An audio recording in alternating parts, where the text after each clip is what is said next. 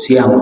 Untuk saya di Ustadz Zulkadri baru pertama kali yang siang ini. Biasanya bisa sar ya Bu ya, bisa sar ya, sama aja maksudnya, mau siap asar mau setelah zuhur menjelang asar seperti ini. Yang penting mudah-mudahan setiap kegiatan wirid kita ada ilmu yang ibu-ibu bawa pulang dan bisa diamalkan dalam kehidupan sehari-hari. Dan juga saya lebih lebih ke arah sukanya ke dialog atau tanya jawab. Kalau monolog nanti saya yang bicara terus dari awal sampai akhir, tidak salah, tetapi kalau saya biasanya lebih mengharapkan ibu-ibu yang ada ragu, ada yang ditanya, gitu, bahas di dalam wirid seperti ini. Kemudian yang kedua, tadi biasanya kan ada yang baca Quran, tapi hari ini kita langsung, nggak apa-apa. Daripada itu waktu kita akan panjang sekali, saya ajak ibu-ibu ya untuk kita sama-sama membaca. Saya rasa ibu-ibu dapat semuanya ayat ini ya.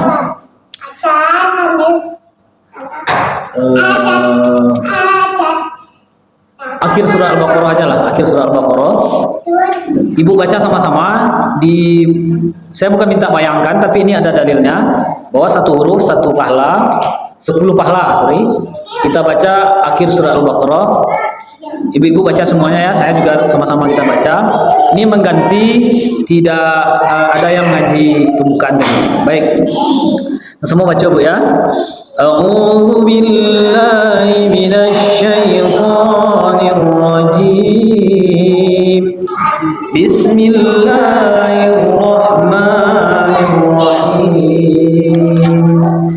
Lillahi ma fis samawati wa ma fil ardh wa in tubdu ma fi anfusikum aw tukhfuhu yuhasibkum billah fayaghfiru liman yasha wa yu'adzibu man yasha wallahu ala kulli syai'in qadir. Amana ar-rasul bima unzila ilayhi min rabbihi wal mu'minun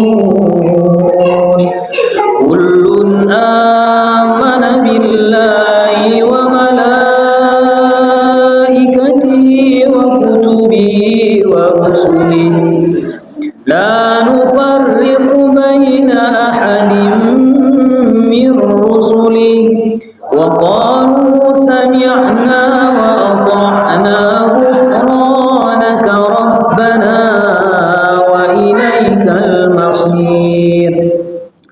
La yukallifu Allahu nafsan illa wus'aha laha ma kasabat wa 'alayha maktasabat.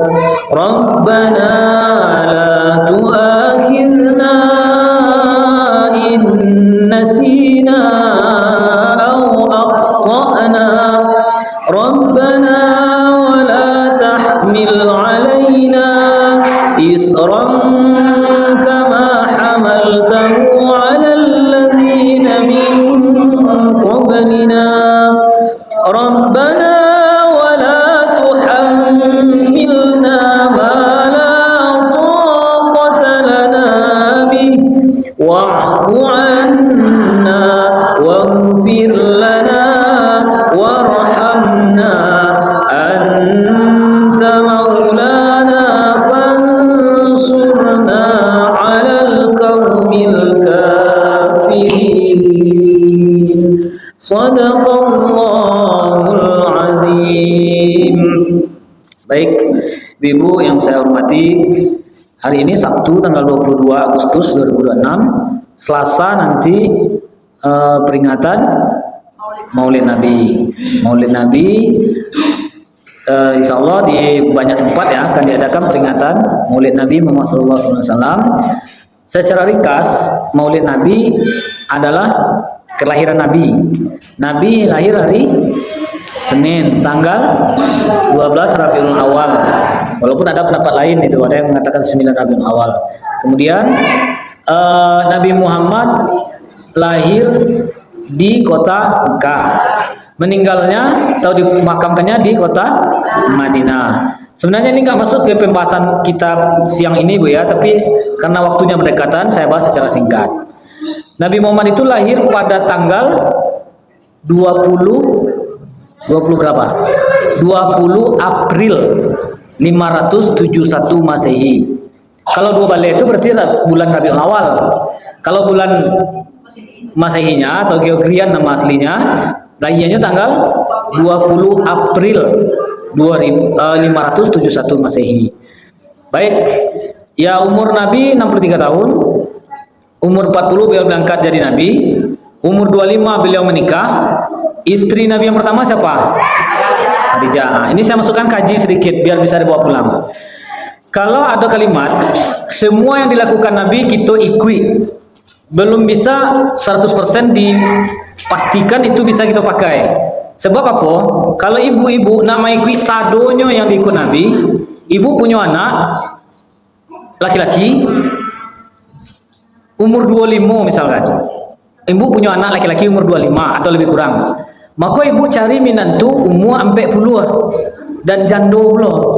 Kenapa? Nabi menikahnya umur berapa? 25. Istrinya namanya siapa? Umur Khadijah berapa waktu itu? Khadijah waktu itu alam janda atau belum menikah? Janda. Jadi kalau nak ikut Nabi, ikut benda itu. Makanya tidak semua yang dikata Nabi ikut secara frontal nak. Nabi Dima meninggal situ di kuburan. Ibu meninggal dalam kamar di rumah. Kali rumah tu. Kalau nak ikut Nabi sadonya. Makanya kalimat kembali kepada Quran dan hadis atau ikut kepada Nabi benar, tapi harus lihat, harus dengan ilmu nilainya. Tidak bisa salah-salah. Sholat tahajud, ibu pernah sholat tahajud? Hukumnya?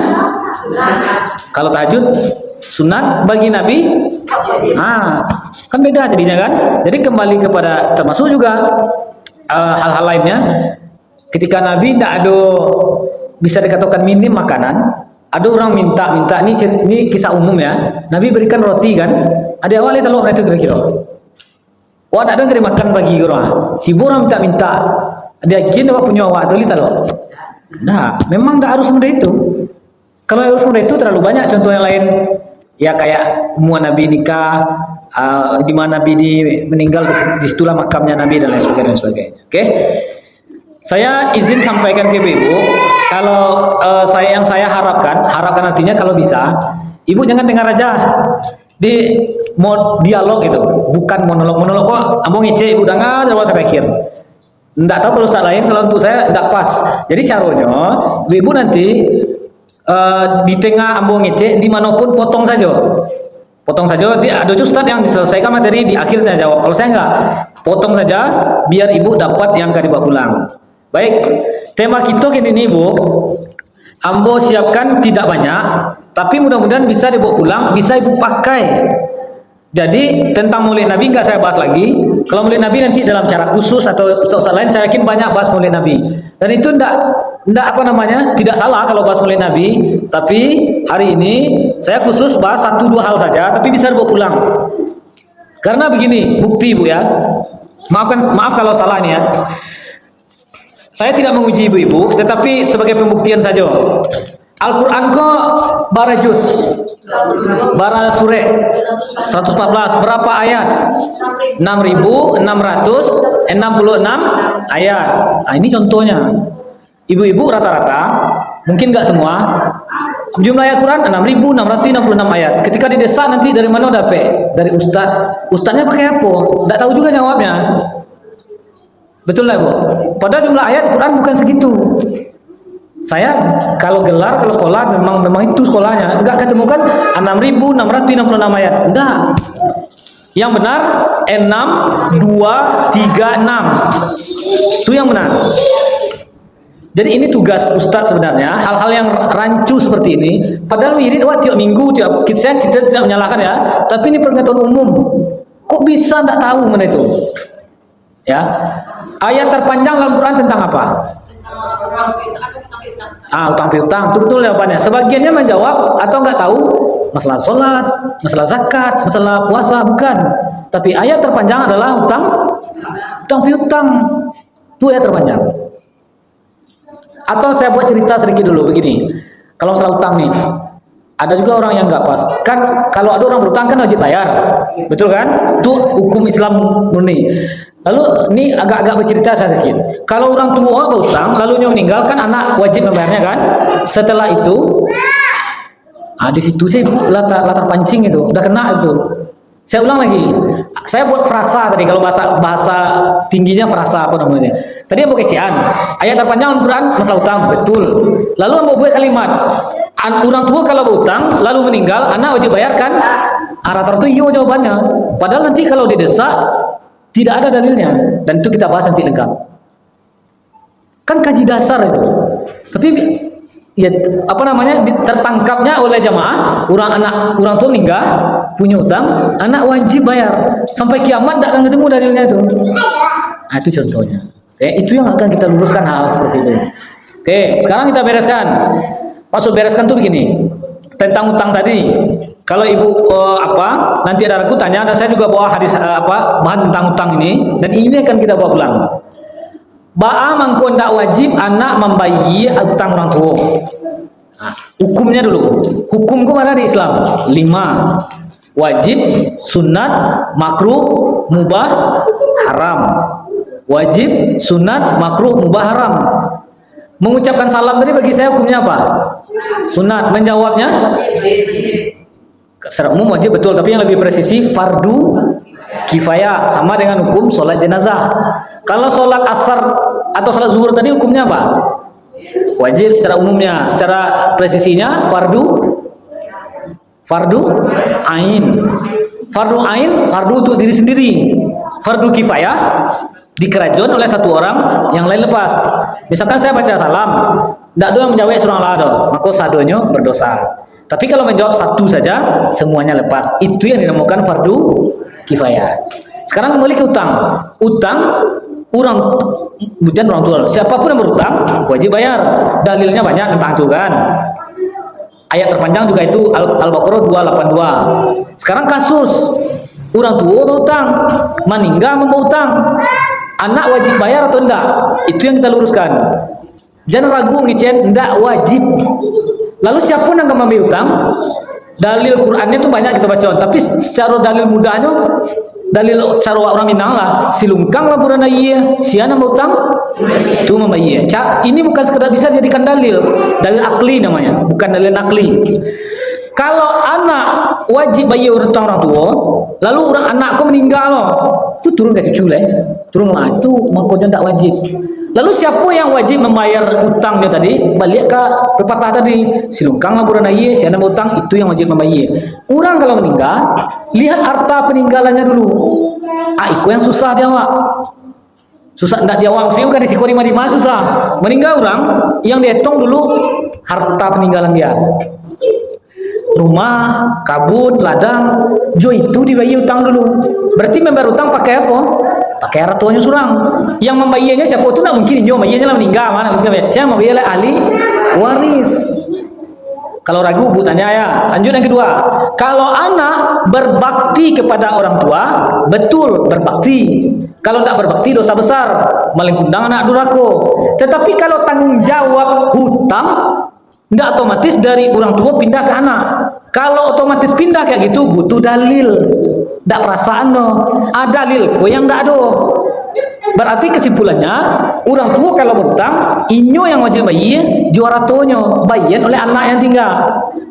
Sampai situ ada pertanyaan enggak? Atau ibu nggak paham apa yang maksudnya kurang paham yang saya sampaikan? Ya. Oke, itu lanjutannya itu berarti. Kita bahas sampai ke ujung nanti. Kalau tidak 200 nanti kita lanjut, belum sampai ke situ. Sampai situ Bu paham ya? Aku kaji dasar Bu. Ibu bawa pulang kok. Kita tidak mau atau saya ya banyak yang dibahas dalam kaji, tidak ada yang menjadi kaji nanti. Contoh yang kayak tadi masih 6.666 ayat. Masih ada yang menganggap utang tadi anak wajib bayar. Saya maunya ibu-ibu yang mendengar, walaupun banyak, nggak perlu banyak sedikit yang hadir, yang jelas 5. simak kajian saya sampaikan, bawa pulang, ragu tanya. Itu intinya. Baik. Kan meninggal sebelum berlaku hukum waris itu dalam Quran An-Nisa ayat 11 12. Dan ada ayat lain. Ada pembagian nanti itu ini segini. Sebelum itu terjadi, utangnya bayar dulu pakai harta yang ditinggalkannya dulu. Oke, kalau harta yang ditinggalkan oleh si mayat ini tidak ada, kan itu permasalahannya. Jalan keluarnya yang menurut syariat baitul mal. Baitul mal. Kok tidak ada di Indonesia yang agak mendekati hanya Basnas. Yang mana? Itu yang paling sulit dari kita. Ya, awak kaji lurui dulu. Awak berutang, lalu meninggal yang si A berutang dan awak si A berutang, lalu meninggal. Dan utang kau cik dibayar. Nya tidak ada pembayar. Maka itulah yang dikatakan algorim. Dalam asnaf zakat yang 8 kan ada satu orang berutang. Itu kan garim musaji namanya, garim, orang berutang di jalan Allah. Cari utang dulu. Utang ibu pun untuk A dulu, untuk anaknya sekolah, untuk apa? Berarti kan utang elok. Kalau utang untuk gaya-gaya tak usah dulu.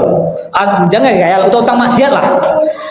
Kini setelahnya meninggal dunia, nan sulit dan payah dia waktu itu yang tadi. Bagian hak orang tadi itu.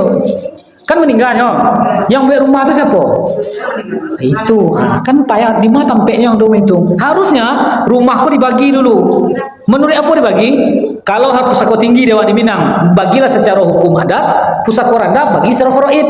Malakuan karena susah. Tapi tidak bisa lo nyala masyarakat langsung no. Anak bapak tidak bisa nyala masyarakat. Mohon maaf saja. Orang yang akan membagi pun tidak banyak orang bisa. Siapa yang ngerti hukum faraid?